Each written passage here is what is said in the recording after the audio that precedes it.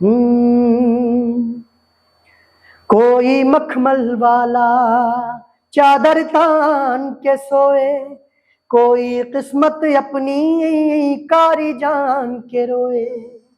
विरले हो बे रातों में आसमां ओढ़े, अंधेरी गलियों से रास्ता खोजे। मस्त मलंगा बढ़ता जावे, भाग्य आप ही अपना गढ़ता जावे रे। जिसके सर पे जुनू जिगर पे लक्ष्य नजर पे चढ़ जावे रे, वही कलेक्टर हो जावे रे, वही कलेक्टर हो जावे रे। नमस्कार, मैं हूं शशिकांत। आप देख रहे हैं मचान। मचान पे खास बातचीत के लिए आज हमारे साथ होंगे प्रसिद्ध गायक, अभिनेता और बिग बॉस फेम आज हमारे साथ मौजूद हैं इस मचान पे, और हम शुरुआत करते हैं बातचीत की। सबसे पहले बहुत बहुत स्वागत, अभिनंदन है सर इस मचान पे। धन्यवाद, प्रणाम आपको और मचान देखने वाले तमाम दर्शकों को हमारी तरफ से प्रणाम। सबसे पहले आपको दालान फिल्म की बहुत बहुत शुभकामनाएं हमारी पूरी टीम की ओर से। धन्यवाद। दलान हमारा भी ड्रीम प्रोजेक्ट है और हमारी पहली फिल्म है। इससे हम डेब्यू कर रहे हैं बॉलीवुड फिल्म इंडस्ट्री में, तो उम्मीद है लोगों को पसंद आएगी। अभी तो पोस्टर ही लॉन्च हुआ था, लेकिन आने वाले टाइम में टीजर एंड देन आफ्टर फिर ट्रेलर और फिर फिल्म आएगी, तो आप लोग भी देखिएगा। दालान आप सभी लोग भी जरूर देखिएगा। और दालान के बारे में सर कुछ बताएंगे? देखिए, पॉलिटिकल ड्रामा है, गांव की कहानी है। हर एक आदमी अपने गांव से, अपनी मिट्टी से जुड़ाव रखता है। तो जो भी आदमी अपने गांव से जुड़ाव रखता है, अपने गांव को मिस करता है, वहाँ की ड्रामा को मिस करता है, वहाँ की पॉलिटिक्स को मिस करता है, तो पक्का इस फिल्म को देखने के बाद उसको ऐसी अनुभूति होगी कि वो अपने गांव में जाके बैठ गया है। हर घर में देखिए, हर दरवाजे पे एक दलान होता है जहाँ पे बैठकी लगती है, जहाँ पे लोग आते हैं बाहर से, बड़ी बड़ी सरकारें बनती हैं, बिगड़ती है वहां से जी। तो शब्द जो दलान है उसके आगे एक और शब्द है द मिनी पार्लियामेंट जी। तो हर गांव का दलान, हर घर का दलान जो होता है वो एक तरीके से छोटा संसद भवन ही है। जी जी। तो वही गांव की कहानी है और प्रॉपर बॉलीवुड प्लेबैक फिल्म है, हिंदी फिल्म है जी। और उसमें जो प्लेबैक जो भी हुआ है वो सभी प्रॉपर हिंदी है, तो लोगों को काफी पसंद आएगा। और ये फिल्म सिनेमा घर में पहले आएगी, पैन इंडिया रिलीज होगा, ये हर एक स्टेट में रिलीज होगा और देन आफ्टर फिर आगे चल के OTT प्लेटफॉर्म पे रिलीज होगा। पुनः एक बार आपको शुभकामनाएं सर हमारी पूरी टीम से। Thank you. ये संगीत में रुचि आपकी कैसे जगी? देखिए, संगीत जैसे होता है ना कि जैसे आप पत्रकार हैं तो पत्रकारिता में आपकी रुचि होगी, तो उसी तरीके से मान लीजिए कि हमारा भी म्यूजिक से शुरू से ही जुड़ाव रहा है। माता पिता ने इस चीज को समझा कि जब हम धीरे धीरे बड़े हो रहे थे तो हम गाते थे, ऐसे ही कुर्सी टेबल पे ढोलक बजाते थे, तो उनको लगा कि म्यूजिक से जुड़ाव है अगले का, तो उन्होंने मुझे शास्त्रीय संगीत के लिए प्रॉपर हमारे गुरुजी परमादरणीय डॉक्टर संजय कुमार संजू उनके पास भेजा और फिर वो सफर शुरू हुआ और मंचों पे गाते गाते गाते गाते और फिर धीरे धीरे कारवां पहुंचा gangs of Wasseypur part 1 part 2, फिर मुक्काबाज, फिर एक फिल्म आई थी सखा MX प्लेयर पे, और फिर बिग बॉस। तो ये सफर जो जर्नी है वो चलता गया और पहले रूट जगह, फिर प्रॉपर ट्रेनिंग ली और उसके बाद इसको अपना करियर बनाया। जी, हम ये जानना चाह रहे हैं सर कि ये पारिवारिक संघर्ष कितना रहा आपका? देखिए, पारिवारिक संघर्ष हमारा कुछ नहीं रहा और किसी भी स्ट्रगल को हम स्ट्रगल नहीं समझते हैं। जैसे अगर आपको थाली में परोस के अगर वो चीज मिल जाए तो आप उसकी कदर नहीं करिएगा। जो स्ट्रगल होता है वो आपके यात्रा में, आपकी जर्नी में एक रंग होता है, अलग फ्लेवर होता है जो भरता है। जब तक आप मेहनत नहीं करिएगा वो चीज आपको ऐसे ही मिल जाए तो वो चीज पल भर का होता है, उसका मोल नहीं होगा आपको। तो स्ट्रगल क्या होता है, आप वो चीज पाने के लिए मेहनत करते हैं और हर कोई करता है मेहनत, स्ट्रगल। अब आप यहाँ हैं, आप मेहनत कीजिएगा, आगे बढ़े, मिलियंस में जाएं, फिर मतलब लोग देखें आपको, तो वो होता है। हाँ, परिवार में लोग अपनी फैमिली को छोड़ के, जैसे मेरे मम्मी पापा, मेरी बहनें, ये सब सपोर्ट करती थी, लेकिन बाकी जो होता है ना, टोला मोहल्ला, आस पड़ोस, रिश्तेदार, वो लोग थोड़ा सा आपको भी पता है कि गाना बजाना इन लोगों को मतलब गवैया बजैया नचनिया टाइप्स वो समझते थे और उसको उस तरीके से नहीं देखते थे। उनके नज़र में अगर करियर बनाना है तो आपको बैंकिंग का तैयारी कीजिए, सिविल सर्विसेज का तैयारी कीजिए, सरकारी नौकरी लीजिए कुछ ऐसा, तो आप कामयाब हैं। तो उनका था कि इससे कुछ नहीं होगा इसका, और वो हमेशा कोशिश करते थे कि भाई मतलब इसको डाउन करो, इसका लेग पुल करो इस तरीके से कि भाई तुम कुछ नहीं कर रहे हो, या थोड़ा उधर जाओ, देखो ऐसा कर लिया, इसको देखे हो कि गायक बन के गाने में कौन बना है टोला मोहल्ला में ऐसा इलाके में कोई गायक ऐसा जी। तो मतलब होता है ना कि जब पढ़ाई कोई शुरू करता है तो ऐसे लोग ताना मारते हैं ना कि लग रहा जैसे पढ़ के कलेक्टर हो जाएगा, और अगर सही में हो गया तो बिल्कुल। तो उसी तरीके से लेते थे। लेकिन जब धीरे धीरे कामयाबी मिलने लगी और जब हम वहां तक पहुंचने लगे तो फिर वही लोग हैं जो संबंध जोड़ते थे कि अरे मेरा भतीजा है, मेरा ऐसे ऐसे, हम उसको खिलाए हुए बचपन में गोदी में, तो ये सब उनका चलते रहता है। वो भी एक तरीके से वो जो उनका एक वो ताना होता है वो मोटिवेशन का काम करता है आपके लिए, क्योंकि अगर वो सब नहीं मिलेगा तो आप अंदर से पंप नहीं होइएगा। तो ये सब तो चलते रहता है। आप सर जो गांव में नाटक होता है, ग्रामीण रंगमंच जिसे हम लोग कहते हैं, दुर्गा पूजा, छठ पूजा, सरस्वती पूजा में, क्या आपको मौका मिला है नाटक करने का? नहीं, हम नाटक नहीं किए हैं जी। और हम हाँ सुंदरकांड, निर्गुण, उसके बाद हनुमान आराधना, ये सब जो होता था लोकल स्तर पे जो भी होता था उसमें हम जाते थे पिताजी के साथ साइकिल पे हारमोनियम लेके, उसमें हम गाते थे। हमारी शुरुआत एनुअल फंक्शन होता था स्कूल का, उसमें हम गाते थे। तो उस लेवल पे हम बहुत स्ट्रगल किए हैं। और नाटक में हमारा शुरू से अभिनय में कोई रुचि नहीं था जी। कि हम अभिनय करें और हम इस फील्ड में आगे बढ़े। अब लोगों ने बिग बॉस में देखा और लोगों ने मतलब एक वो वहाँ से थोड़ा सा पॉपुलैरिटी गेन हुआ, फिर हमारे 2-3 गाने आए एज अ लीड जिसमें हमने एक्ट किया, तो वो लोगों को पसंद आया। तो फिर वहाँ से वो कारवां अभी एक्टिंग में चला और अब वर्कशॉप वगैरह लेने लगे, तो थोड़ा सा उसमें होता है कि वो, लेकिन एक्टिंग वाइज शुरू से हमने कुछ नहीं किया। गांव से निकल के सर आप बिग बॉस तक पहुंचे, ये सफर कैसा रहा? देखिए सफर तो अद्भुत ही है। मतलब गांव का एक लड़का मान लीजिए पढ़ने के लिए शहर गया, शहर से मुंबई महानगर है, पटना भी कभी नहीं आए थे पढ़ने वढ़ने के लिए जी। मुजफ्फरपुर जो हमारा जिला है वहीं तक थे हम, और वहां से सीधा मतलब महानगर जाना और इतने बड़े बड़े लोगों के बीच, तो खुद में एक अद्भुत था। लेकिन वही है ना कि हम मेहनत किए तो बहुत हद तक किस्मत भी हमारे साथ था, और मतलब हम जो करते गए बस होता चला गया। मतलब ऐसा था कि जैसे ऑडिशन के लिए पापा को बोले हम कि वो बिग बॉस में ऑडिशन दे क्या पापा, तो पापा बोले कि वही सलमान खान वाला, तो हम बोले हाँ। वो पापा को लगा कि होगा कोई ऐसे, तो हम बोले वही वाला मेन वाला पापा जो होता है टीवी पे आता है वो, कहें कि तो मतलब दे दो। मतलब उनका भी यही था कॉन्फिडेंस कि कौन तू मतलब बहुत बड़ा तिस्मार खान हो, तुम्हारा हो जाएगा सिलेक्शन। बिग बॉस मतलब अपने में इंडिया का सबसे बड़ा शो है जी। और इतने लोग आते हैं वहाँ, तो इसमें कोई गारंटी थोड़ी था कि मेरा हो जाएगा। लेकिन हम ऑडिशन दिए तो लोगों को पसंद आया, मेरा कॉन्फिडेंस पे बाकीपन जो भी उनको लगा मेरे में, तो उन्होंने बुलाया फिर ऑडिशन पे ऑडिशन। हम तो एक बार बोले भी थे वहाँ पे, एक जो ले रहे थे कि लॉन्ग जंप हाई जंप छोड़ के सब आप ले ही रहे हैं, मतलब तो इससे बढ़िया होता कि हम यूपीएससी ही कर लेते। मतलब बहुत बहुत टफ था जी। लेकिन किस्मत भी साथ दिया, और आप मेहनत करेंगे तो देर सवेर ईश्वर जो है वो आप पे ताकता है। और अगर आप शॉर्टकट ढूंढिएगा भाई ऐसे सोएं और उठें तो जस्टिन बीबर हो गए, होता है ना कि उदित नारायण हो गए, तो उदित नारायण साहब भी बहुत धक्का खाए, कैलाश खेर साहब भी बहुत धक्का खाए हैं, तब आज वो कैलाश खेर हैं। जी। तो मेहनत करते गए और मेरे मेहनत में मेरे गुरुजी का साथ, मेरे मम्मी पापा, मेरी फैमिली का साथ वो हमेशा मिलता गया। मंच पे जब हम होते थे पापा नीचे से ताली बजाते थे, मोटिवेट करते थे हम कि हम गाए कैसा भी गाए, मतलब होता है ना बच्चा से त्रुटि होता ही है, लेकिन फिर भी वो मोटिवेट करते थे नहीं हो अच्छा है।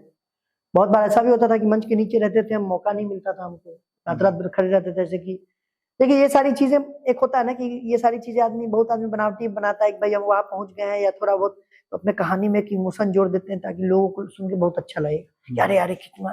तो हम उसके लिए नहीं बता रहे कोई बात। हम जैसे अभिनय नहीं किए शुरू में, अब नाटक पर नहीं किया हम उसमें, तो हम नहीं किए। हम जो स्ट्रगल किए वो किए और वो जेन्यून था और वो हमको लगा कि उतना हमको करना चाहिए था, है ना। अगर मान लीजिए शहर में आए और ब्लैंक चेक मिल जाए, लो बाबू 5 करोड़ रुपया तुमको मिल गए, तो शायद हम मेहनत नहीं करते उतना।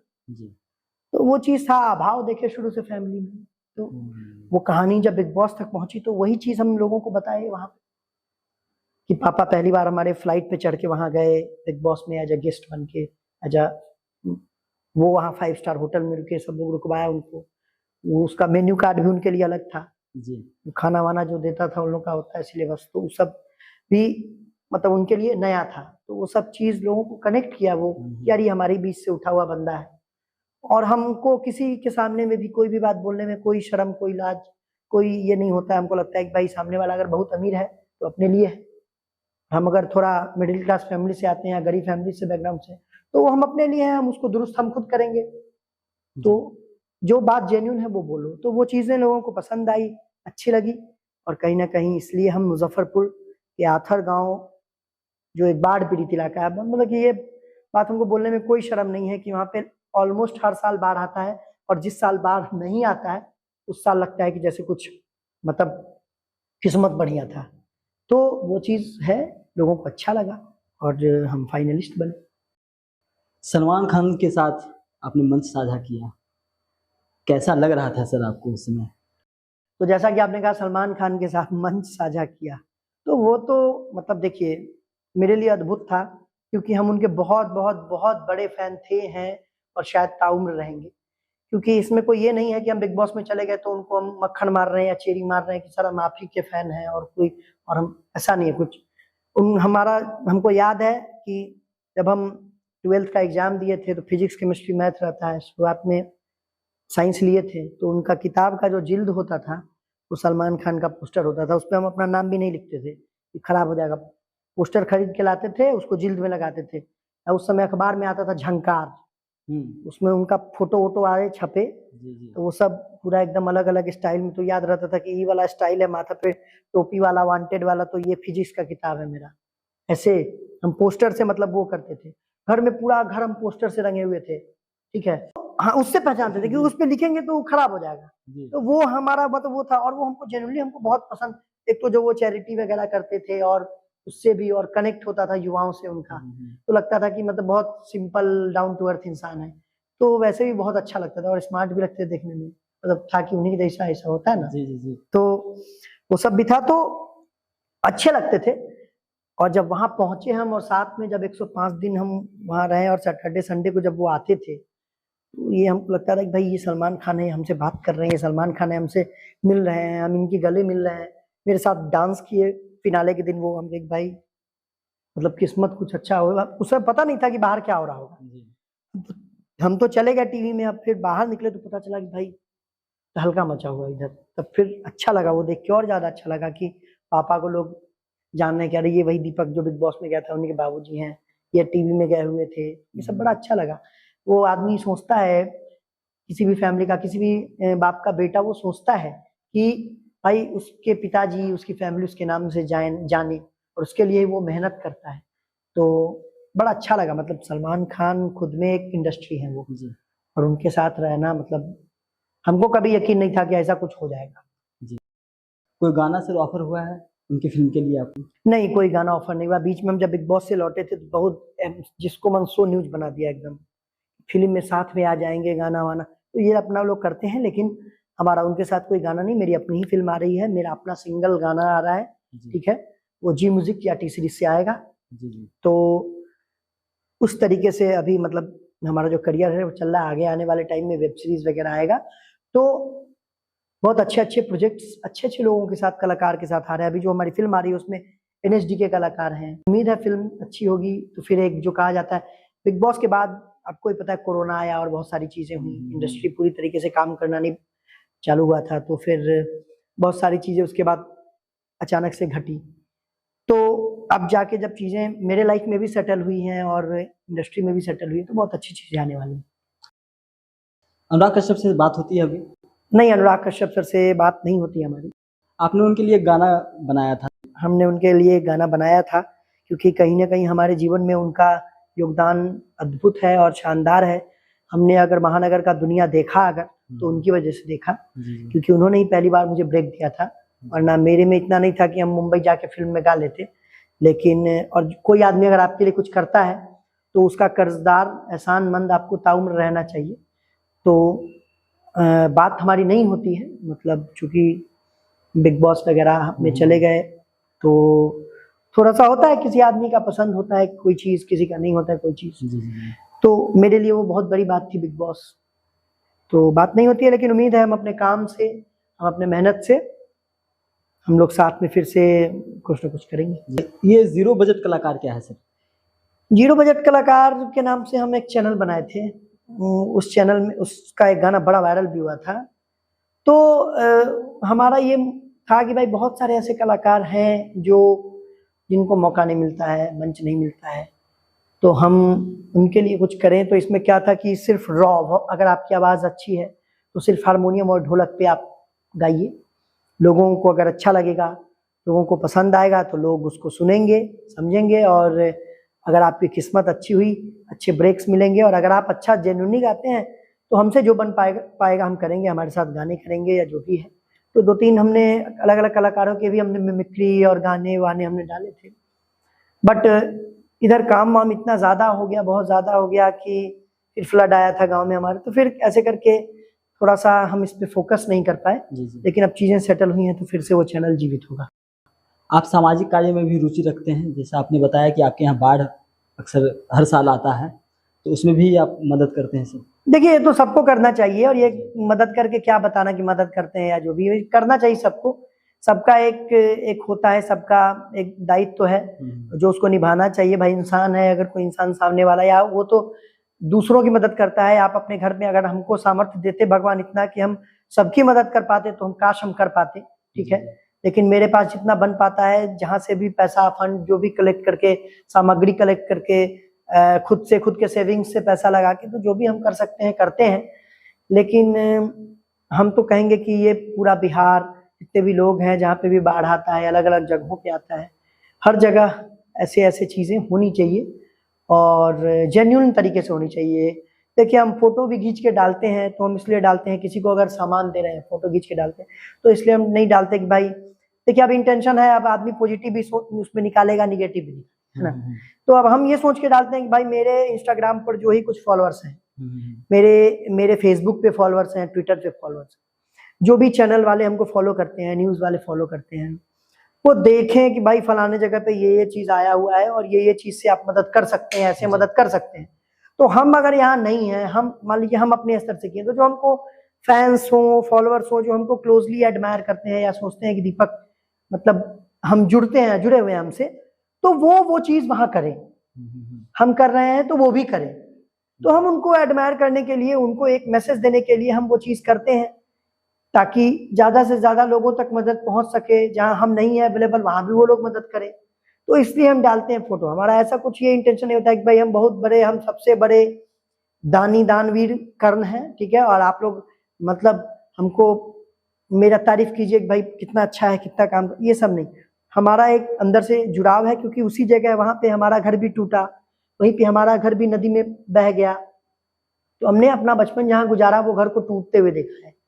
हमने अपना बगीचा, हमने अपना जो कहा जाता है फसल, खेती जो भी होता था, खेत नदी में जाते हुए देखा है, समाते हुए देखा है। हज़ारों घर, हज़ारों नहीं बोलेंगे, लेकिन हमारे टोला में जो भी मतलब 200-300 घर थे, वो सब हमने टूटते हुए नदी में जाते हुए देखा है। और आदमी लाचार है, कुछ नहीं कर सकता है, तो वो चीज़ देखा है। तो एक जुड़ाव रहता है हमारा कि अगर हम पूरे बिहार में नहीं कुछ कर सके, तो कम से कम अपने इलाके के लिए तो कर ही सकते हैं।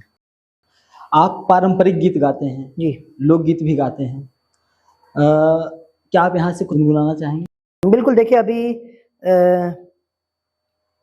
हम फ़ोक गाने गाना ज़्यादा पसंद करते हैं, या वैसे गाने गाना पसंद करते हैं जो एक मैसेज हो, जिसमें एक, तो हमारा एक गाना आया था यूपीएससी एस्पिरेंट्स वालों के लिए,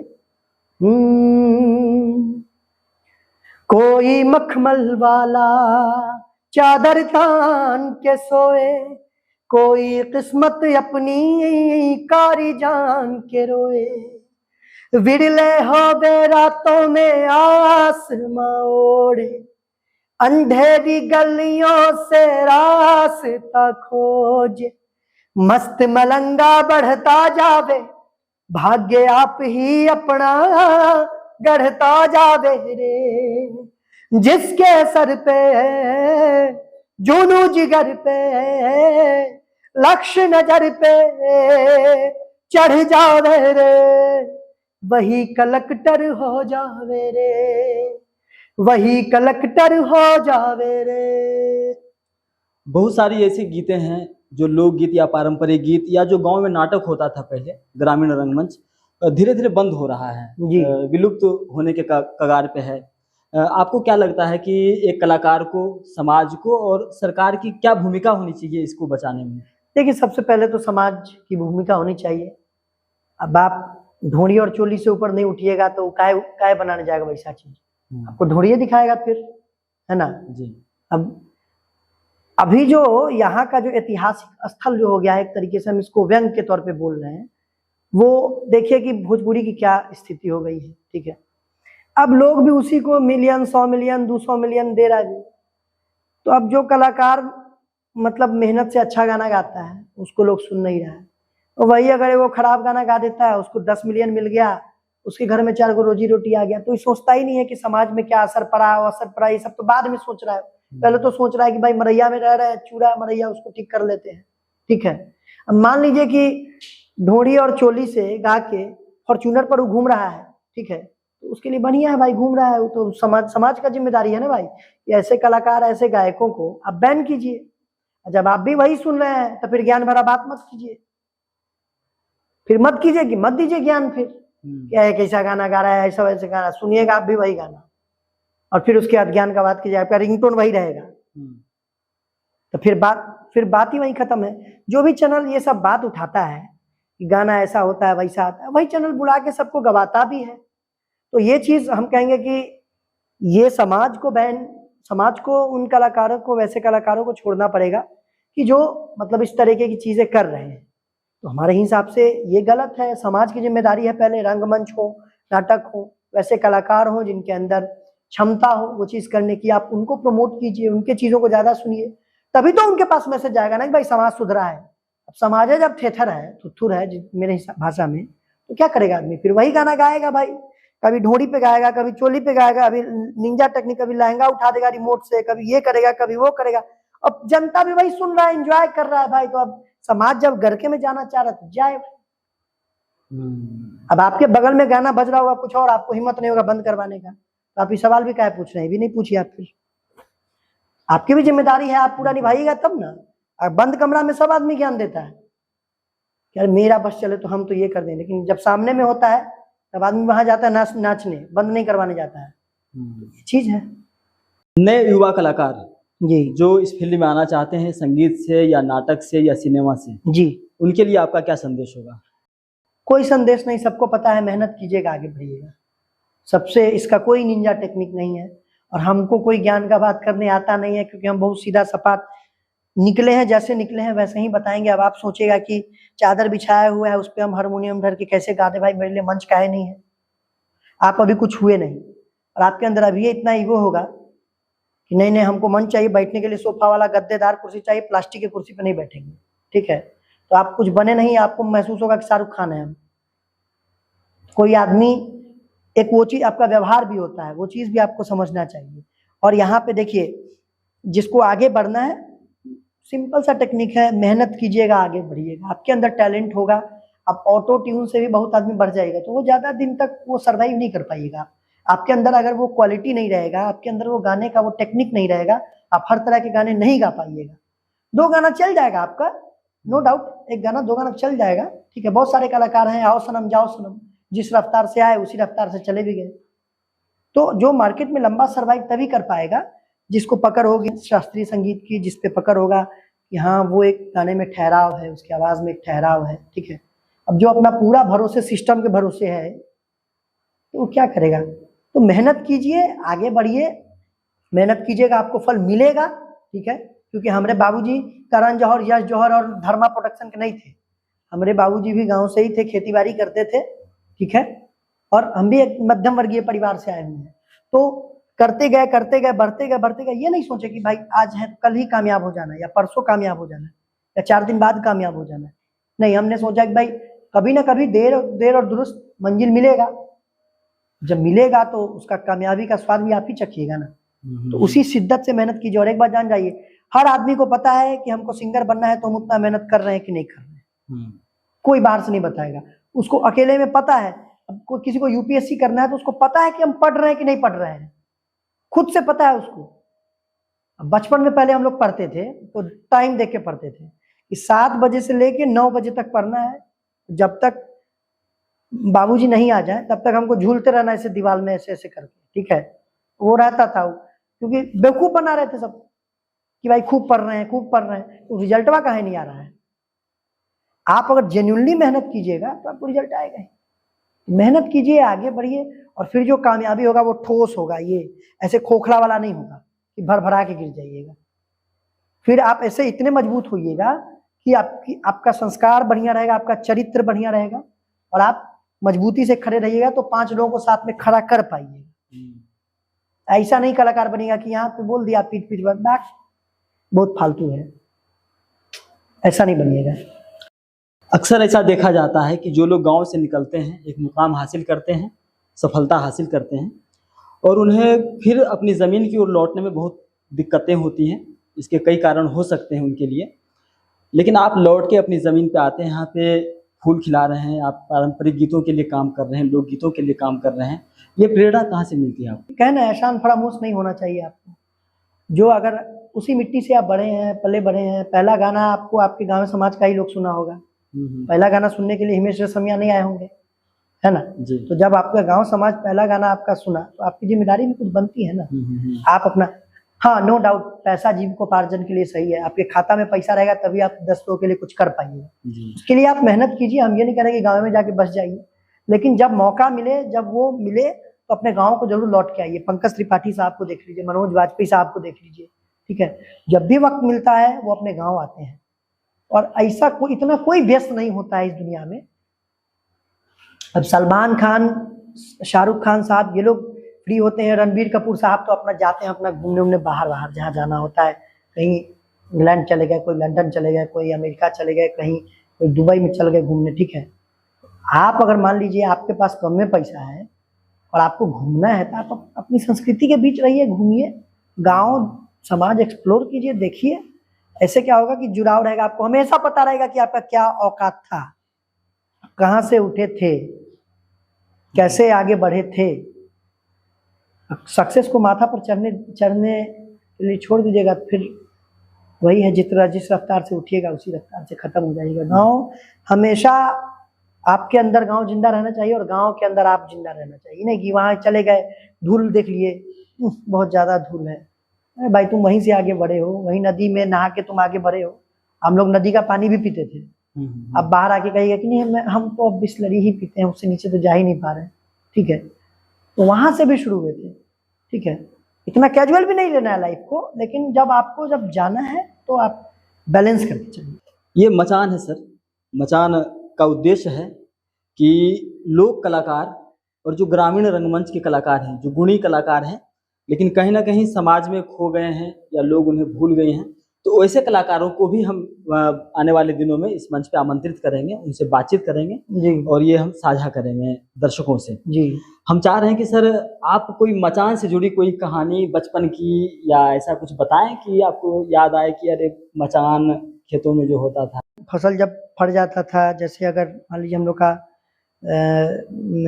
बलुआई मिट्टी का इलाका है, तो मान लीजिए कि कोई तरबूज का खेती किया, कोई खरबूज का खेती किया, कोई ककड़ी का खेती किया, या कोई भी मकई के बाल का खेती किया, तो उसमें बहुत सेंधमारी होता था रात में। जाए अपना 5 को तोड़ के ले जाए, अपना जाए भुजे उजे खाए अपना ना जी।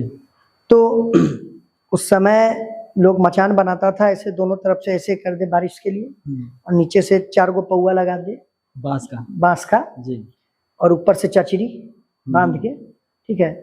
और सुकून भरा उसमें नींद आता था, क्योंकि सबसे एक तरीके से 2 मंजिला था वहाँ के लिए, और नीचे से सीढ़ी रहता था ऊपर चढ़ने के लिए। अगर बहुत ऊंचा हो गया हाइट तो का खेत का जो रकबा है वो पूरा कवर हो, जी कि क्योंकि मकई में एक बार घुस जाएगा तो आपको पता नहीं चलेगा कि घुस गया, तो ऊपर से आपको देखना होता था। तो वो हम लोग के गांव में हमेशा होता था, हम लोग रखवारी भी करते थे। अब बीच बीच में मचान में और बीच बीच में वो उसका घड़ा का बना के वो भी रखते थे, कठपुतली टाइप का, जी जी का चंदन करके कि लगे कि कोई आदमी है, तो चिड़िया उड़िया भी उसमें नहीं वो, तो वो सब गांव से जो जुड़ा हुआ है उसको ये सब चीज ऑलरेडी उसको पता है कि भाई मचान किसको कहते हैं, दलान किसको कहते हैं, पीढ़िया किसको कहते हैं। उसके बाद वो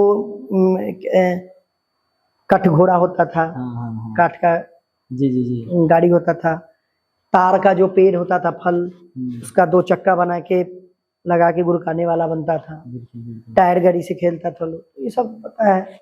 एक चीज हम और आपको बोलना चाहेंगे, जैसे आपने बोला ना कि हम नए कलाकारों को मौका देंगे इस पे, जी। ठीक है, ये आपका बहुत अच्छा ये है कि मौका दीजिए आप। लेकिन मेरा एक गुजारिश होगा कि जब आप उनको मौका दें और जब उस जो वीडियो आप डालें और वो कलाकार स्ट्रगल कर रहा है, वो अपनी जर्नी अपनी यात्रा को बता रहा है, मान लीजिए कि उसको आपने मौका दिया, वो आपके चैनल पे इंटरव्यू दिया और वो लोगों को पसंद आया अगर, और उसका व्यू अगर मिलियन 5 मिलियन 10 मिलियन जब चला गया और उसका जब रेवेन्यू आपको आए, आपका जब पैसा जब आए उसको, तो पैसा अकेले नहीं खाइएगा, वो पैसा उन तक भी पहुंचना चाहिए।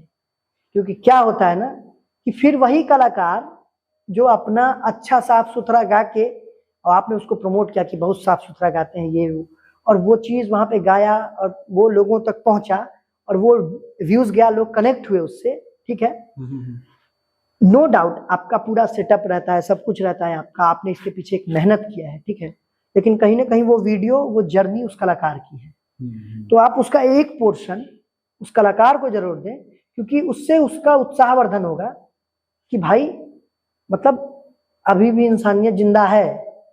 कि मतलब एक होता है ना कि कलाकार को बैठा है, उसका सब सुन लिए, उससे गवा लिए बढ़िया से, बहुत अच्छा लगा आपकी जर्नी, और जब वो चला जाए, ठीक है, मैं अपनी बात नहीं कर रहा हूँ, हम हमारे हिसाब से हम बहुत अच्छा कमा रहे हैं, ठीक है। जो नए कलाकार, क्योंकि हम इस दौर से गुजरे हैं, इसको हम बताते हैं, इस दौर से गुजरे हैं, हम रात रात भर फ्री में गाते थे, 17 18 20 22 गाना 25 गाना फ्री में गाते थे, ठीक है, इसलिए कि लोग बस सुने, और उस समय लोग यूज ही करता है बस, कि उसको लगता था कि तुमको मौका दे रहे हैं, हम तुमको मौका दे रहे हैं टैलेंट दिखाने का, इससे पहले तुमको मौका मिलेगा ही नहीं कहीं, ठीक है। अब मौका के नाम पे उससे सारा कुछ करवा के उस जो भी पैसा आया रख लिए, ठीक है, और मौका ही लेते हुए घूम रहा है, उस मौका से उसके जीवन में कुछ नहीं हो रहा है।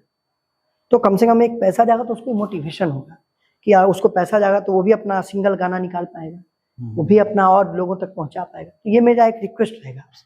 बहुत अच्छा विचार है आपका, और हमारी पूरी टीम इस पे विचार भी करेगी, और संभवतः हम लोग इसको ऐसा करेंगे भी। हाँ एकदम बिल्कुल कीजिएगा। हम आग्रह करते हैं आपसे कि मचान से कुछ गीत गवनई। हमारे गांव में एक गाना गाया जाता है, चूँकि तो ये सुबह सुबह के पहर में गाया जाता है, या जो भी जब स्पेशली नवरात्र में गाया जाता था, बाढ़ बाढ़ का समय आता था, आने वाला होता था सुगबुगाहट, तो उस समय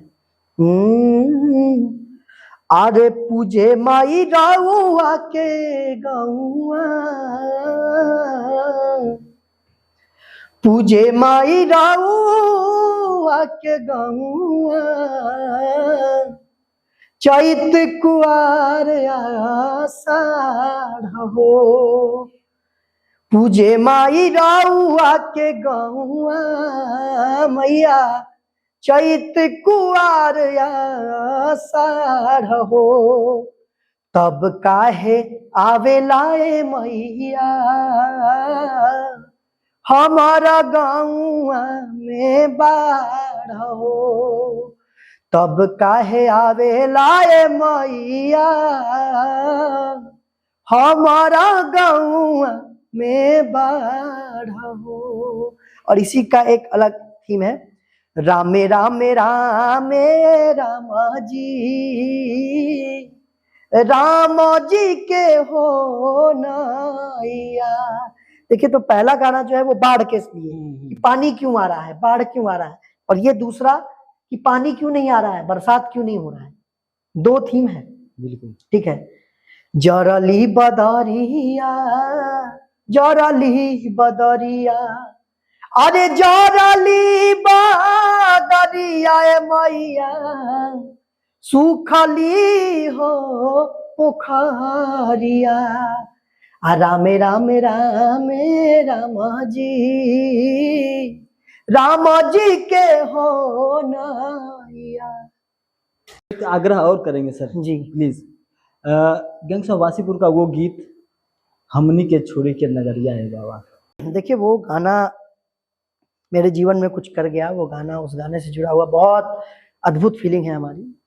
वो गाना हम 2 साल पहले गाए थे ऑडिशन के तौर पे, और 2 साल बाद हमको फोन आया था जी कि आपका वो जो गाना आप गाए थे वो सिलेक्ट हुआ है और आपको फिल्म में गाने के लिए मौका मिला है, और वो जो गाना आप जैसे गाए थे वही डाला जाएगा फिल्म में, और उसमें और कुछ नहीं करना है, और दूसरा गाना आपको रिकॉर्ड करना है।